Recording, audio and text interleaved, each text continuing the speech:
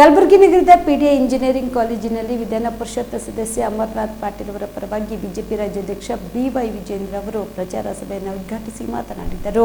ಕಾರ್ಯಕ್ರಮವನ್ನು ಬಿಜೆಪಿ ರಾಜ್ಯಾಧ್ಯಕ್ಷ ಬಿವೈ ವಿಜೇಂದ್ರ ಅವರು ಜ್ಯೋತಿ ಬೆಳಗಿಸುವುದರ ಮೂಲಕ ಉದ್ಘಾಟಿಸಿ ಮಾತನಾಡಿದರು.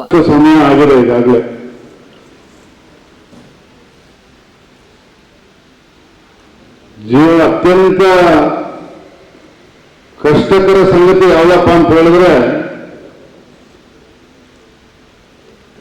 ರಾಜಕಾರಣಿಗಳನ್ನು ನೋಡ್ತಕ್ಕಂಥದ್ದು. ನಮಗೇನು ಬೇಸರ, ನಾವೆಲ್ಲರೂ ರಾಜಕಾರಣಿಗಳು ಒಬ್ಬರೊಬ್ಬರು ನೋಡ್ಕೊಳ್ತಾನೆ ಇರ್ತೀವಿ. ನಿಮ್ಮನ್ನು ಉದ್ದೇಶಿಸಿ ಮಾತನಾಡ್ತಾ ಇದ್ದೇನೆ. ರಾಜಕಾರಣಿಗಳು ಅಂತ ಹೇಳಿದ್ರೆ ಬೇಸರ ಆಗ್ತದೆ. ಇನ್ನು ರಾಜಕಾರಣಿಗಳ ಮಾತು ಕೇಳಬೇಕು ಅಂತ ಹೇಳಿದ್ರೆ ಅದು ಇನ್ನೂ ಹೆಚ್ಚು ಕ್ಲಿಷ್ಟಕರ. ಅದು ನಿಮ್ಮ ಅದೃಷ್ಟನೋ ದುರಾದೃಷ್ಟನೋ ನನಗಂತೂ ಗೊತ್ತಿಲ್ಲ. ನಿಮ್ಮ ಸಂಸ್ಥೆ ಅಧ್ಯಕ್ಷರು ವೇದಿಕೆ ಮೇಲಿದ್ದಾರೆ. ನಾನು ಮಾತಾಡಿ ಮುಗಿಸೋ ತನಕ ನೀವು ಯಾರು ಕೂಡ ಎದ್ದೋಗಾಗಿಲ್ಲ, ಯಾಕಂದ್ರೆ ಅಧ್ಯಕ್ಷರು ನೋಡ್ತಾ ಇರ್ತಾರೆ. ಸೊ ನಿಮ್ಗೆ ಇಷ್ಟ ಇದೆಯೋ ಇಲ್ವೋ ಅಥವಾ ಕಷ್ಟ ಆಗ್ತದೆ ಗೊತ್ತಿಲ್ಲ, ಅದು ಅನಿವಾರ್ಯವನ್ನು ಕೂರಲೇಬೇಕಾಗಿದೆ. ನಾನು ಕೂಡ ರಾಜಕಾರಣದಲ್ಲಿ ಬಹಳ ವರ್ಷಗಳ ಮೇಲಿಲ್ಲ, ಬಂದ 5 ವರ್ಷಗಳಾಗಿದೆ ಅಷ್ಟೇ. ಬಹಳ ವಿಶೇಷ ಏನಪ್ಪಾ ಅಂತ ಹೇಳಿದ್ರೆ 5 ವರ್ಷದ ಕೆಳಗೆ ಯಾರೋ ಮಾಧ್ಯಮದವರು ತರ ಈ ಮೈಕ್ ಕೊಟ್ಟರು ಅಂತ ಹೇಳಿದ್ರೆ 5 ನಿಮಿಷ ಮಾತಾಡೋದಕ್ಕೂ ಕೂಡ ಕಷ್ಟ ಆಗ್ತಾ ಇತ್ತು. ಆದ್ರೆ 5 ವರ್ಷದಲ್ಲಿ ಎಷ್ಟು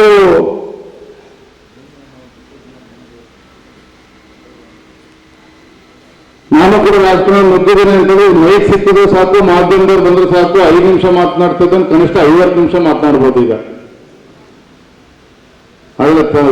ಗಾಬರಿ ಆಗ್ತಕ್ಕಂಥ ಅವಶ್ಯಕತೆ, ನಿಮ್ಮ ತಾಳ್ಮೆನ ಪರೀಕ್ಷೆ ಮಾಡೋದಕ್ಕೆ ಹೋಗೋದಿಲ್ಲ. ನಾನು ಕೂಡ ಊಟದ ಸಮಯನೂ ಕೂಡ ಆಗಿದೆ. ರಾಜಕೀಯ ಕ್ಷೇತ್ರದ ವಿಶೇಷತೆ ಏನಪ್ಪಾ ಅಂತ ಹೇಳಿದ್ರೆ ನೀವು ಕೂಡ ರಾಜಕಾರಣಿಗಳು ಬೈತೀರಿ, ವೈದ್ಯಕೀಯ ಕ್ಷೇತ್ರದಲ್ಲೂ ಕೂಡ ಇರೋರು ಕೂಡ ರಾಜಕಾರಣಿಗಳು ಅಂದ್ರೆ ಬೈತಾರೆ. ಯಾವುದೇ ಕ್ಷೇತ್ರದ ವ್ಯಕ್ತಿಗೂ ಮಾತಾಡ್ತೀವಿ. ರಾಜಕಾರಣಿಗಳು ಅಂತ ಹೇಳಿದ್ರೆ ಅಸಡ್ಡೆ. ಕೊನೆ 50 ವರ್ಷ ಆದ್ಮೇಲೆ 60 ವರ್ಷ ಆದ್ಮೇಲೆ ಅವರೆಲ್ಲ ಕ್ಷೇತ್ರದಲ್ಲಿ ಅನುಭವನ ಪಡೆದುಕೊಂಡ ಮೇಲೆ ನೀವು ಡಾಕ್ಟರ್ಸ್ ಕೇಳ್ರಿ, ಇಂಜಿನಿಯರ್ಸ್ ಕೇಳ್ರಿ, ಶಿಕ್ಷಕರನ್ನು ಕೇಳ್ರಿ, ಯಾವುದೇ ಫಿಲಿಂ ಫೀಲ್ಡ್ ಇರ್ತಕ್ಕಂಥವ್ರು ಕೇಳ್ರಿ, ಯಾರನ್ನೇ ಕೇಳ್ರಿ. ನೀವು ಬೆಂಗಳೂರಿಗೆ ಬಂದ್ರೆ ರಾಜಕಾರಣಿಗಳು ಮನೆ ಹತ್ರ ಇರ್ತಾರೆ. ಯಾಕೆಂದ್ರೆ MLA ಆಗಬೇಕು, MLC ಆಗಬೇಕು, MP ಆಗಬೇಕು ಅಂತೇಳಿ. ಅದು ಈಗ ಮಾತ್ರ ನಿಮ್ಮೆಲ್ಲರೂ ಕೂಡ ಬೈದಾಡ್ಕೊಳ್ತೀರಿ ನೀವು. ಅದೇ ವಿಶೇಷತೆ. ಆತ್ಮೀಯ ಬಂಧುಗಳೇ, ರಾಜ್ಯದ ಭಾರತೀಯ ಜನತಾ ಪಾರ್ಟಿ ಅಧ್ಯಕ್ಷನಾಗಿ ನನ್ನ ಕರ್ತವ್ಯ ಇದಾಯಿತು. ನಮ್ಮ ಈಶಾನ್ಯ ಪದವೀಧರ ಕ್ಷೇತ್ರದ ನಮ್ಮ ಅಭ್ಯರ್ಥಿಗಳಾಗಿರ್ತಕ್ಕಂಥ ಸನ್ಮಾನ್ಯ ಶ್ರೀ ಅಮರನಾಥ್ ಪಾಟೀಲ್ ಅವರು ಸಜ್ಜನ ರಾಜಕಾರಣಿ. ಈ ಒಂದು ವಿಧಾನ ಪರಿಷತ್ ಚುನಾವಣೆಗೆ ಸ್ಪರ್ಧೆ ಮಾಡಿರ್ತಕ್ಕಂಥ ಸಂದರ್ಭದಲ್ಲಿ ತಮ್ಮೆಲ್ಲರ ಸಹಕಾರವನ್ನು ಪಡಿಬೇಕು, ತಮ್ಮೆಲ್ಲರ ಆಶೀರ್ವಾದನ ಪಡೆದುಕೊಳ್ಬೇಕು ಅಂತ ಹೇಳಿ ನಮ್ಮ ಅಭ್ಯರ್ಥಿಯ ಪರವಾಗಿ ನಾನು ಕೂಡ ಇವತ್ತು ತಮ್ಮ ಸಂಸ್ಥೆಗೆ ಬಂದು ಮಾತನಾಡ್ತಾ ಇದ್ದೇನೆ. ಅಭ್ಯರ್ಥಿಗಳ ಮನವಿಯನ್ನು ಮಾಡಿದ ಹಾಗೆ ಅವರ ಒಂದು ಕ್ರಮ ಸಂಖ್ಯೆ 1 ಅಮರನಾಥ್ ಪಾಟೀಲ್ ನಮ್ಮ ಬಿಜೆಪಿ ಅಭ್ಯರ್ಥಿಯಲ್ಲಿದ್ದಾರೆ, JDS ಬೆಂಬಲಿತ ಅಭ್ಯರ್ಥಿ. ಅವರ ಕ್ರಮ ಸಂಖ್ಯೆ 1, 1ರ ಮುಂದೆ 1ಅನ್ನು ಮಾತ್ರ ಬರೀಬೇಕಷ್ಟೇ. ಆ ಬಾಕ್ಸ್ ಅಲ್ಲಿ 1 ಮೇಲೆ ಟಚ್ ಆದ್ರೂ ಕಷ್ಟ, ಕೆಳಗೆ ಟಚ್ ಆದ್ರೂ ಕಷ್ಟ, ಆ ಬಾಕ್ಸಿನ ಹೊರಗೋದ್ರೂ ಕೂಡ ಕಷ್ಟ. ಯಾಕಂದ್ರೆ ಇನ್ವ್ಯಾಲಿಡ್ ಆಗ್ತದೆ. ಮತ್ತೆ ಮತದಾನ ಸಮಯ ಬಹಳ ಪ್ರಮುಖವಾಗಿರ್ತಕ್ಕಂಥ ಅಂಶ ತಾವು ಗಮನಿಸಬೇಕಾಗಿರ್ತಕ್ಕಂಥದ್ದು. ಮತದಾನ ಸಮಯ ಇರ್ತಕ್ಕಂಥದ್ದು ಬೆಳಗ್ಗೆ 8 ಗಂಟೆಯಿಂದ ಸಂಜೆ 4 ಗಂಟೆವರೆಗೆ ಮಾತ್ರ. ಯಾಕಂದ್ರೆ ಮೊನ್ನೆ ತನಕ ಲೋಕಸಭಾ ಚುನಾವಣೆಗೂ ಕೂಡ ಮತದಾನ ಮಾಡಿದ್ದೀರಿ ಬೆಳಗ್ಗೆ 7 ಗಂಟೆಯಿಂದ ಸಂಜೆ 6 ಗಂಟೆವರೆಗೂ ಸಹ. ಆದರೆ ಈ ಒಂದು ವಿಧಾನ ಪರಿಷತ್ ಚುನಾವಣೆ ಮತದಾನದ ಸಮಯ ಬೆಳಗ್ಗೆ 8 ಗಂಟೆಯಿಂದ ಸಂಜೆ 4 ಗಂಟೆ ಮಾತ್ರ.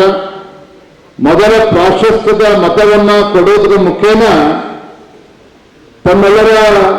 ತಮ್ಮೆಲ್ಲರಿಗೂ ಕೂಡ ಧ್ವನಿಯಾಗಿ ಸೇವೆ ಸಲ್ಲಿಸ್ತಕ್ಕಂಥ ಒಂದು ಅವಕಾಶವನ್ನ ನಮ್ಮ ಬಿಜೆಪಿ ಅಭ್ಯರ್ಥಿ ಮಾನ್ಯ ಅಮರನಾಥ್ ಪಾಟೀಲ್ ಅವರಿಗೆ ನೀಡಬೇಕಂತಕ್ಕಂಥ ಮನವಿಯನ್ನ ಈ ಸಂದರ್ಭ ಮಾಡ್ತಾ ಇದ್ದೇನೆ. ದೊಡ್ಡ ಅಂತರದಲ್ಲಿ ಗೆಲ್ಲುವುದಕ್ಕೆ ತಾವೆಲ್ಲರೂ ಕೂಡ ಸಹಕಾರನ ಕೊಡಬೇಕು, ಬೆಂಬಲನ ನೀಡಬೇಕು ಅಂತಕ್ಕಂಥ ಮನವಿಯನ್ನ ನಾನು ತಮ್ಮೆಲ್ಲರೂ ಕೂಡ ಸಂದರ್ಭ ಮಾಡೋದಕ್ಕೆ ಮನವಿಯನ್ನು ಮಾಡೋದಕ್ಕೆ ನಾನು ಇಚ್ಛೆ ಪಡ್ತೇನೆ. ನಾನು ವೇದಿಕೆ ಮೂಲಕ ರಾಜಕಾರಣ ಮಾತನಾಡ್ತಕ್ಕಂಥ ಪ್ರಯತ್ನ ಮಾಡೋದಿಲ್ಲ. ಈ ಸಂದರ್ಭದಲ್ಲಿ ಅಮರನಾಥ್ ಪಾಟೀಲ್, ಶಶಿಲ್ ಜಿ ನಮೋಶಿ, ಎನ್ ರವಿಕುಮಾರ್, ಮಾಜಿ ಶಾಸಕರಾದ ದತ್ತಾತ್ರೇಯ ಪಾಟೀಲ್ ರೇವೂರ್, ದೊಡ್ಡಪ್ಪಗೌಡ ಪಾಟೀಲ್ ನರಿಬೋಳ್, ಬಾಬುರಾವ್ ಚೌಹಾಣ್, ಶಿವರಾಜ್ ಸಜ್ಜನ್, ಕೃಷ್ಣಾರೆಡ್ಡಿ ಸೇರಿದಂತೆ ಇತರರು ಇದ್ದರು. ಪ್ರಕಟಣೆ: ಜಿಲ್ಲಾ ಆರೋಗ್ಯ ಮತ್ತು ಕುಟುಂಬ ಕಲ್ಯಾಣ ಅಧಿಕಾರಿಗಳು, ಕಲಬುರಗಿ ಜಿಲ್ಲಾ ರೋಗವಾಹಕ ಆಶ್ರಿತ ರೋಗಗಳ ನಿಯಂತ್ರಣಾಧಿಕಾರಿಗಳು, ಕಲಬುರಗಿ. ಡೆಂಗು ಜ್ವರ ನಿಯಂತ್ರಣ ಎಲ್ಲರ ಜವಾಬ್ದಾರಿ. ಎಲ್ಲರೂ ತಿಳಿದಿರಬೇಕಾದ ಮೂಲ ಮಾಹಿತಿ. ಡೆಂಗ್ಯೂ ಜ್ವರ ಎಂದರೇನು? ಡೆಂಗು ಜ್ವರ ವೈರಸ್ನಿಂದ ಉಂಟಾಗುವ ಕಾಯಿಲೆ. ಇದು ಸೋಂಕು ಹೊಂದಿದ ಈಡೆಸ್ ಈಜಿಪ್ಟ್ವೆ ಸೊಳ್ಳೆಯ ಕಚ್ಚುವಿಕೆಯಿಂದ ಒಬ್ಬರಿಂದ ಒಬ್ಬರಿಗೆ ಹರಡುತ್ತದೆ. ಈ ಸೊಳ್ಳೆಗಳು ಸಾಮಾನ್ಯವಾಗಿ ಸ್ವಚ್ಛ ನೀರಿನಲ್ಲಿ ಸಂತಾನ ಅಭಿವೃದ್ಧಿ ಮಾಡುತ್ತವೆ ಹಾಗೂ ಹಗಲು ಹೊತ್ತಿನಲ್ಲಿ ಮನುಷ್ಯರನ್ನು ಕಚ್ಚುತ್ತವೆ. ಈ ರೋಗದ ಮುಖ್ಯ ಲಕ್ಷಣಗಳು ಯಾವುವು? ಇದ್ದಕ್ಕಿದ್ದಂತೆ ತೀವ್ರ ಜ್ವರ, ವಿಪರೀತ ತಲೆನೋವು, ಕಣ್ಣುಗಳ ಹಿಂಭಾಗ ನೋವು, ಮಾಂಸಖಂಡ ಮತ್ತು ಕೀಲುಗಳಲ್ಲಿ ವಿಪರೀತ ನೋವು ಕಾಣಿಸಿಕೊಳ್ಳುವುದು ಈ ರೋಗದ ಪ್ರಮುಖ ಲಕ್ಷಣಗಳು. ತೀವ್ರ ಸ್ಥಿತಿಯಲ್ಲಿ ಬಾಯಿ, ಮೂಗು ಮತ್ತು ವಸಡುಗಳಿಂದ ರಕ್ತಸ್ರಾವ ಹಾಗೂ ಚರ್ಮದ ಮೇಲೆ ಅಲ್ಲಲ್ಲಿ ರಕ್ತಸ್ರಾವದ ಗುರುತುಗಳು ಕಾಣಿಸಿಕೊಳ್ಳುತ್ತವೆ. ಈ ರೋಗಕ್ಕೆ ಚಿಕಿತ್ಸೆ ಏನು? ಡೆಂಗ್ಯೂ ಜ್ವರಕ್ಕೆ ಯಾವುದೇ ನಿರ್ದಿಷ್ಟ ಔಷಧಿ ಹಾಗೂ ಲಸಿಕೆ ಇರುವುದಿಲ್ಲ. ರೋಗದ ಲಕ್ಷಣಗಳಿಗನುಸಾರವಾಗಿ ವೈದ್ಯರಿಂದ ಸೂಕ್ತ ಚಿಕಿತ್ಸೆ ಪಡೆಯಬಹುದು. ಇಂತಹ ಲಕ್ಷಣಗಳು ಕಂಡು ಬಂದರೆ ತಕ್ಷಣ ಹತ್ತಿರದ ಸರ್ಕಾರಿ ಆಸ್ಪತ್ರೆ, ಪ್ರಾಥಮಿಕ ಆರೋಗ್ಯ ಕೇಂದ್ರದ ವೈದ್ಯರಲ್ಲಿ ಪರೀಕ್ಷಿಸಿಕೊಂಡು ಸೂಕ್ತ ಚಿಕಿತ್ಸೆಯನ್ನು ಪಡೆಯಬಹುದು. ಈ ರೋಗದ ನಿಯಂತ್ರಣ ಹೇಗೆ? ಸೊಳ್ಳೆಗಳ ನಿಯಂತ್ರಣ ಒಂದೇ. ಡೆಂಗ್ಯೂ ರೋಗದ ಹತೋಟಿಗೆ ಮುಖ್ಯ ವಿಧಾನ: ಈ ಸೊಳ್ಳೆಗಳು ನೀರನ್ನು ಸೇಕರಿಸಿಡುವ ಸಿಮೆಂಟ್ ತೊಟ್ಟಿ, ಕಲ್ಲು ಚಪ್ಪಡಿಯಿಂದ ನಿರ್ಮಿಸಿದ ತೊಟ್ಟಿ, ಡ್ರಮ್, ಬ್ಯಾರೆಲ್, ಮಣ್ಣಿನಿಂದ ಮಡಿಕೆ ಉಪಯೋಗಿಸಿದ ಒರಳು, ಕಲ್ಲು ಮುಂತಾದ ಕಡೆಗಳಲ್ಲಿ ಶೇಖರಣೆಯಾಗುವ ನೀರಿನಲ್ಲಿ ಉತ್ಪತ್ತಿ ಆಗುವುದರಿಂದ ಈ ರೀತಿ ನೀರು ನಿಲ್ಲದಂತೆ ಎಚ್ಚರಿಕೆ ವಹಿಸಬೇಕು. ಮುಂಜಾಗ್ರತಾ ಕ್ರಮ: ಎಲ್ಲ ನೀರಿನ ತೊಟ್ಟಿ, ಡ್ರಮ್, ಬ್ಯಾರೆಲ್, ಏರ್ ಕೂಲರ್ ಇತ್ಯಾದಿಗಳನ್ನು ವಾರಕ್ಕೊಮ್ಮೆ ಖಾಲಿ ಮಾಡಿ ಒಣಗಿಸಿ ಭರ್ತಿ ಮಾಡಿಕೊಳ್ಳುವುದು. ನೀರು ಖಾಲಿ ಮಾಡಲು ಸಾಧ್ಯವಿಲ್ಲದ ತೊಟ್ಟಿ ಮುಂತಾದವುಗಳನ್ನು ಸೊಳ್ಳೆಗಳು ಒಳಗೆ ನುಸುಳದಂತೆ ಸರಿಯಾಗಿ ಮುಚ್ಚಳದಿಂದ ಮುಚ್ಚುವುದು.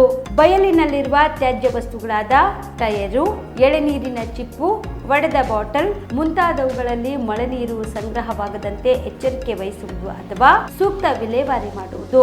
ಸಂರಕ್ಷಣಾ ವಿಧಾನಗಳಾದ ಸೊಳ್ಳೆ ನಿರೋಧಕಗಳನ್ನು ಹಾಗೂ ಸೊಳ್ಳೆ ಪರದೆಯನ್ನು ಬಳಸಿ ಸೊಳ್ಳೆಗಳು ಕಚ್ಚದಂತೆ ಎಚ್ಚರಿಕೆ ವಹಿಸುವುದು.